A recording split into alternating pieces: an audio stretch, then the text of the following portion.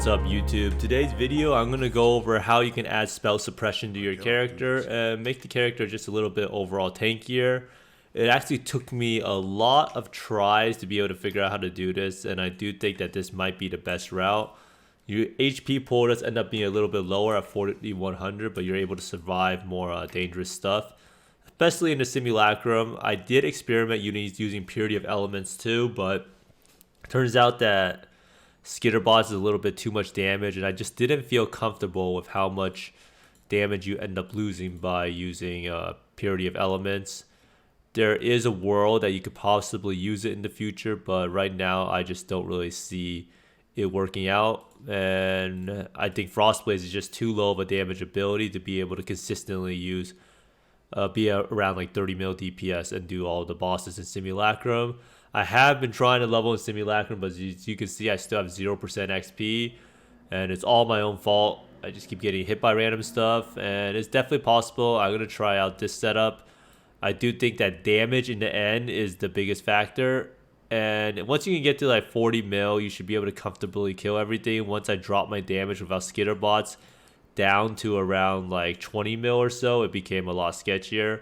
But basically, I'm going to go over this tree. This tree is not final by any means, so you don't really need to copy it. This is more of like an experiment, and you can pretty much go through the same thought process by seeing in the end, like when you make a build in PoE, and the difference between hardcore and softcore builds are pretty much just the trade-off you make between getting between getting life and damage, and it's about finding that nice little balance. And I do think that this might be a pretty good setup. Still a little low on life, but we'll see how it goes once we get more levels. So right here we have the new tree, and what is this? We end up with around 86%, 84% spell suppression chance, and we're pretty much able to get 100% if we're able to get gloves or something with it. I think gloves can roll up to 24%. So I've pretty much just been looking for a new pair of gloves with spell suppression chance, but obviously it's pretty hard to get this pair, and I don't think there's even one pair of gloves with strikes 2 and 24% spell suppression. So we'll have to see about that. And obviously if you re-roll this and you get spell suppression, you're able to craft out attack speed again, which would be super nice.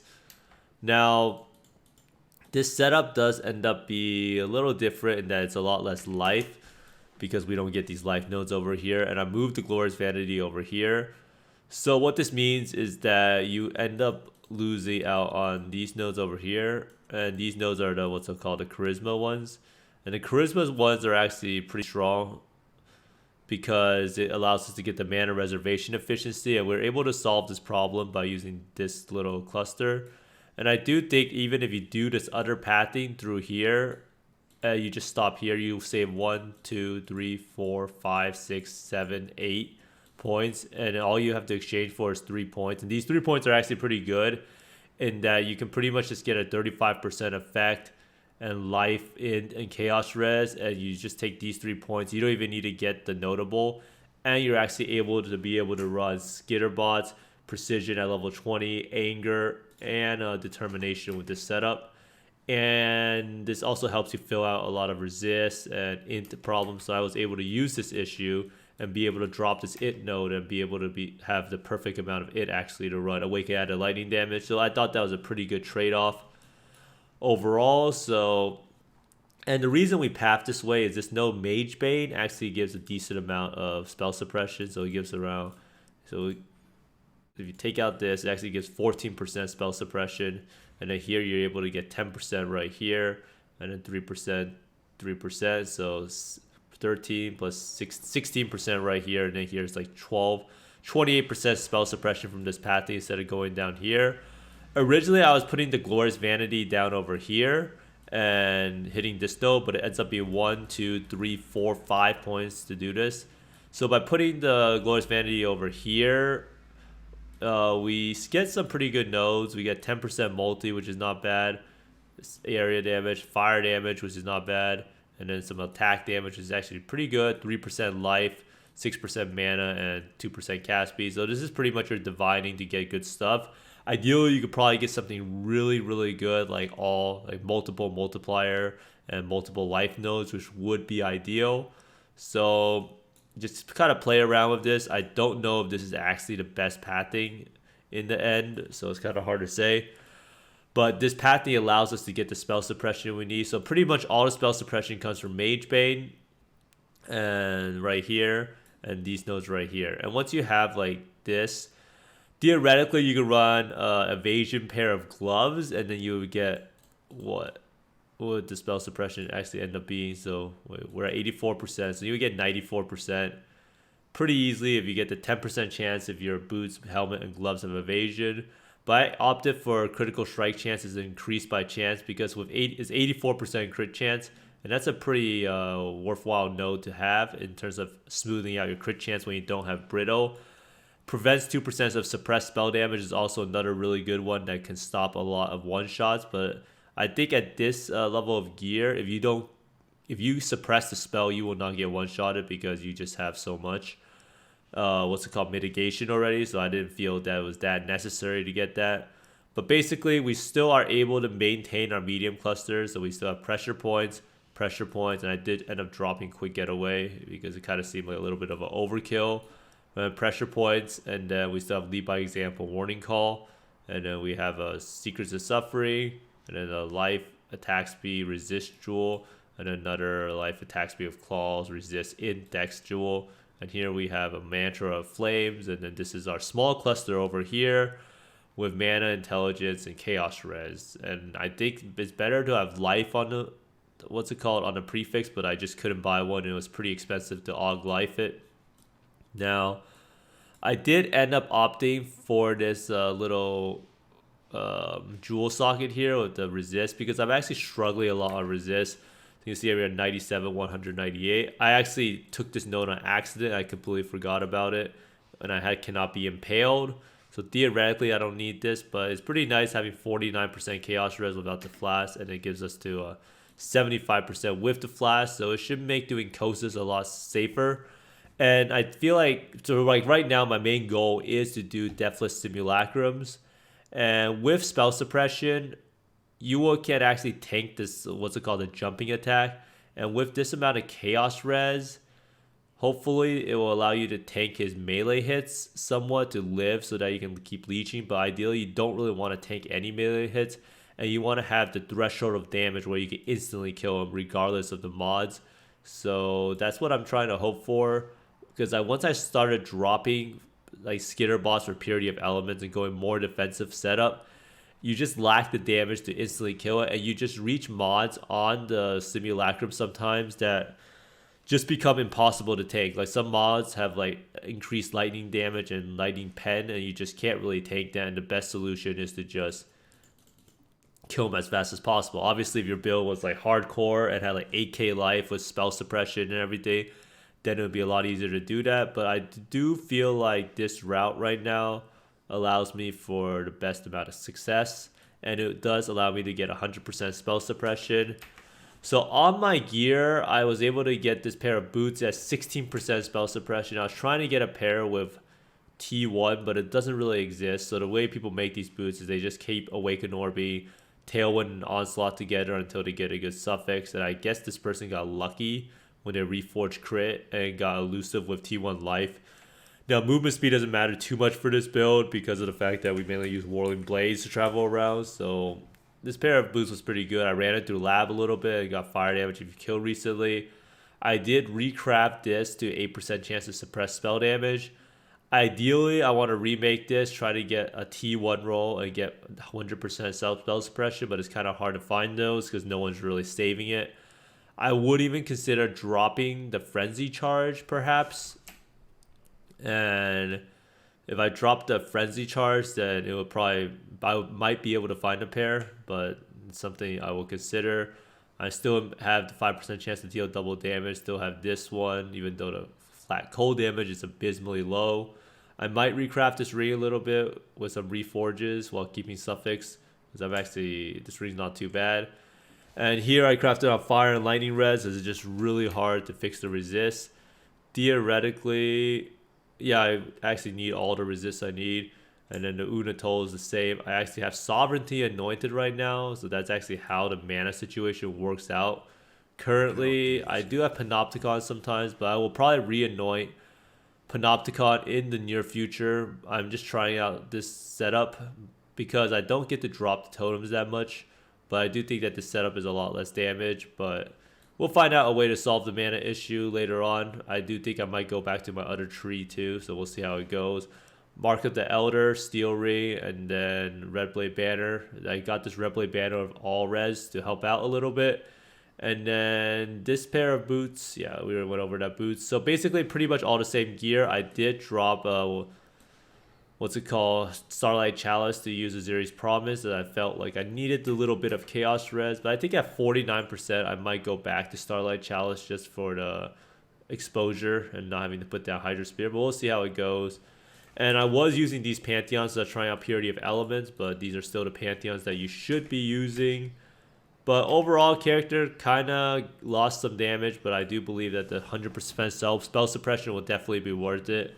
And it will make the character a lot tankier and nearly unkillable. Unless you get melee, that of course, but yeah. So a lot of people ask me like what's actually the big difference between if you could adopt this 2 large cluster setup for Lightning Strike. And the fact of the matter is you could take any build, or you could use the same template for Lightning Strike. Like Frostblades and Lightning Strike are fundamentally identical setups. Only difference between Frostblades and Lightning Strike is that I swapped out Awaken I swapped out... Wait, what did I swap out again? I swapped out Awaken added Cold for Inspiration. And it's not like you can't do that for... You can't really do that for Lightning Strike because you kind of need the cold damage because to proc Trinity. But that's actually the big difference. Is I swapped out only one gem.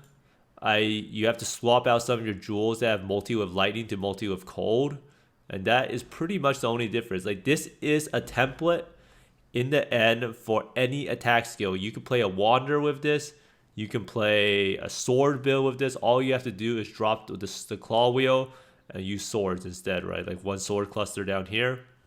Wand is the same thing. You'll probably not go up to the wand place, but I will probably try to make this build into a wander later on. But in the end, when you want to drop points on the tree for the cluster, what you have to look for is stuff you don't want, right? So if you're already capped on crit, like most of you guys will be fully brittled up on bosses of like 10 or 11 or 12. And you actually don't need these crit mastery nodes. And some other nodes that you drop are some of these nodes in here sometimes.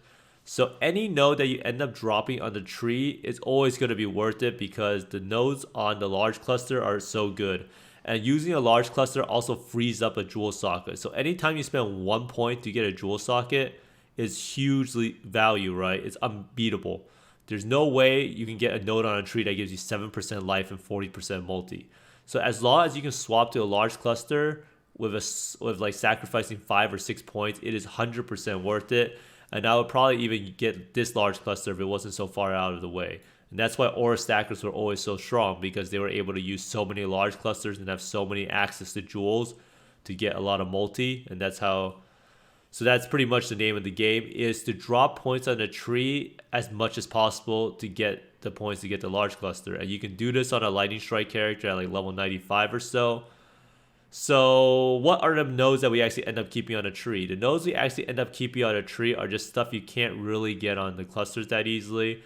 And mainly we keep Elusive Effect, and then this Dagger Master here, which actually gives like 120% multi, because these nodes are pretty unbeatable. And then we also take Claw Mastery, because this 40% increase of Elusive is not really obtainable on a cluster jewel. So that's actually the main point of concern, whether you can swap it or not. So let's go look at a Lightning Strike profile really fast, because I do know that a lot of people ask, can I actually swap my Lightning Strike character? But the Lightning Strike character is pretty much just, what's it called? Just let's look at this person, just a Frostblades character. So this person, for instance, still has one large cluster. Now the reason being is that you would drop all of these crit mastery nodes over here, and you could potentially drop Thread of Hope even, or you could drop this whole claw cluster right here. So if you drop this whole claw cluster, one of the top side of the claw, you drop the crit mastery wheel that he currently has, and he puts all these points down to here, he would gain a lot of damage, and his profile will probably nearly double in damage. He could also drop Soul of Steel technically, but that's more of a, that's not really like a 1-for-1 trade, because that's not really dropping damage for more damage. That's kind of dropping defense for damage, which is more of a softcore versus hardcore thing. So if you look at this profile here, he has to drop some damage on the claw thing right here. He needs to drop a crit thing right here, and he would actually gain damage by going for this large cluster down here. So that's actually how you end up doing it. And this person's not even using an Unnatural Instinct. So if you just drop these nodes over here, he would actually gain a jewel socket, and it would be a net benefit, right? So all you have to do to drop a large cluster is pretty much look at what on your tree is not so important and beeline for a cluster. And the reason being is that the large clusters are pretty much unbeatable. Like these nodes are what, like 30% attack damage, 15% leech, 15% attack speed, and that's just absolutely crazy. And then you can even get 2 points to get 20% attack damage, 8% attack speed, and nodes on the tree just don't exist like that. And it's not like the travel points don't give anything either. 12% attack damage, 2% attack speed. So overall, that's how you do it. Always try to fit in as many clusters in your build as possible. It is very hard for nodes on the tree to beat clusters in general. But yeah. So hopefully by you seeing me struggle, and believe me, it was a struggle. I spent a lot of time trying to fix this spell suppression issue, and it does seem to be an issue with just having gear that exists. Having a gear with 24% suppression on the gloves, or just getting like suppression because this is an evasion piece of gear, would go a long ways towards fixing the character. And I do think that the character with spell suppression is its tankiest version. And the only thing that would be super dangerous is melee hits with added elemental damage. But we still have some max resist to take care of that. And eventually we can get +1 max res on the Brass Dome and +1 max res on Red Blade Banner. But that's more of a long-term goal. Now in terms of my currency situation, kind of lost a lot of exalts, but I have to sell this pair of boots that I have. So let me know if you want to buy it. But, oh yeah, and I have a bunch of gems to sell. But thanks for watching, everyone. I hope you learned a lot from my quest to 100% spell suppression, which kind of failed, but still ongoing. I hope you find more mirrors and exalts and mage bloods than me, and see you next time. Bye.